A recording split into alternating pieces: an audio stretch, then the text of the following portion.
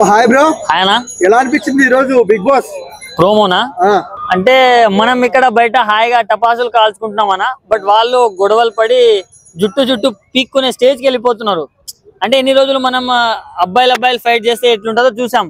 But for the first time ఈ రోజు Ayesha versus Ritu, Tanuja versus Ramya, ఇది మాత్రం మామూలుగా లేదు, నెక్స్ట్ లెవెల్ ఉంది. కాదన్నా, ఫస్ట్ చెప్పు, తనుజ రమ్య అలాగే వీళ్ళిద్దరిలో ఎవరిది తప్పన్నా?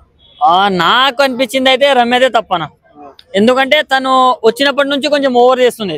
అంటే ఏదైనా కావచ్చు, తనుజని టార్గెట్ చేయడం కావచ్చు, అందరు వైల్డ్ కార్డ్స్ అందరిలో ఆయేషా అండ్ రమ్య వీళ్ళు తనుజని టార్గెట్ చేయడం కావచ్చు, అండ్ కొంచెం ఓవర్ గా రియాక్ట్ అవుతున్నారు, ప్రతిదానికి ఓవర్ గా రియాక్ట్ అవుతున్నారు. అంటే రమ్య ఏమనిందంటే, నువ్వు మాస్క్ తీసి ఆడు గేమ్ అని. అంటే ఆల్రెడీ మాస్క్ ఏం పెట్టుకోవట్లేదు, కరోనా వెళ్ళి చాలా రోజులైంది, ఆమె నార్మల్ గానే ఆడుతుంది.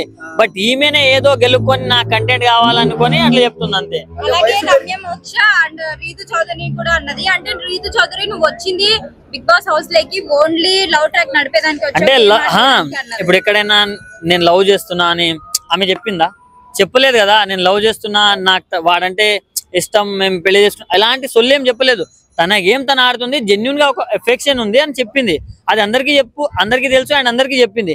దాన్ని మనం లవ్ ట్రాక్ కోసమే వచ్చిందని అనడం తప్పు. ఎందుకంటే తను ఫిజికల్ టాస్క్ లో ఎంత స్ట్రాంగో అందరికీ తెలుసు.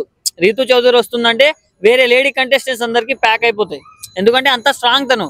ఏదో కొంచెం ఆ లవ్ ట్రాక్ వల్ల ఆమె నెగిటివ్ అయింది, కానీ లైక్ తనుజ తర్వాత ఆమెనే మంచిగా ఆడుతుంది. ఓకే ఓకే, మరి భరణి గారి ఎలిమినేషన్ ఫెయిర్ అంటారా అన్ఫెయిర్ అంటారా? నా దృష్టిలో ఫేరే.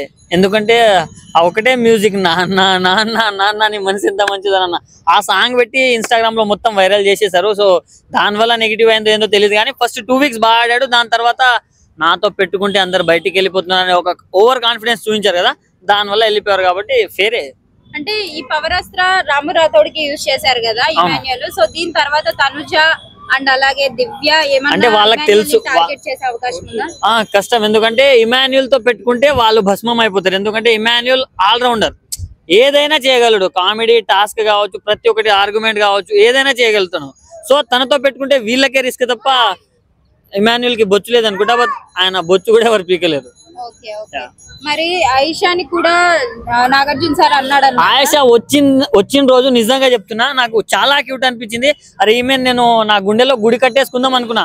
అంటే ఆ నెక్స్ట్ డే శారీ అయితే కట్టింది చూడు, 2-3 రోజులు స్టేటస్ లో పెట్టుకున్నా, కానీ నిన్న మాత్రం చూసి అన్ఫాలో చేసి పడేసిన ఇన్స్టాగ్రామ్ లో. అంటే చిరాకు తెప్పిస్తుంది. అంటే బయట ఆడోళ్ళు నీళ్ళ దగ్గర కొట్టుకుంటారు చూడు, అట్లా చేస్తూ మరీ చిల్లర్ గా బిహేవ్ చేస్తుందన్న. మీకు చూసుకున్నట్లయితే బిగ్ బాస్ హౌస్ లో స్ట్రాంగ్ ప్లేయర్ ఎవరంటారు? As of now Emmanuel. Weak player ఎవరంటారు? వీక్ అయితే నా దృష్టిలో అందరు బాగానే ఉన్నారు, బట్ ఎంతో కొంత వీక్ అయితే నా దృష్టిలో ఎవరు లేరు అనుకుంటా. యాక్చువల్లీ అందరు బాగానే, అంటే వాళ్ళ ఎఫర్ట్స్ ఎవరు అరే ఇది ఎందుకున్నారా అని ఎవరిని చెప్పలేము. ఎందుకంటే ఒకరు టాస్క్లలో ఉన్నారు, కొందరు కామెడీలో ఉన్నారు, ఎవరికి వాళ్ళకి వచ్చింది వాళ్ళు చేస్తున్నారు. మరి ఈ వీక్ లో ఎవరు ఎలిమినేట్ అయ్యే హై ఛాన్సెస్ ఉన్నాయండి? వాడు మొన్న వచ్చిండు చూడు, సాయినా, గోల్కొండ హై స్కూల్ సాయి గోల్కొండ వెళ్ళిపోతాడు అన్న పాపం అని అనిపిస్తుంది నాకైతే.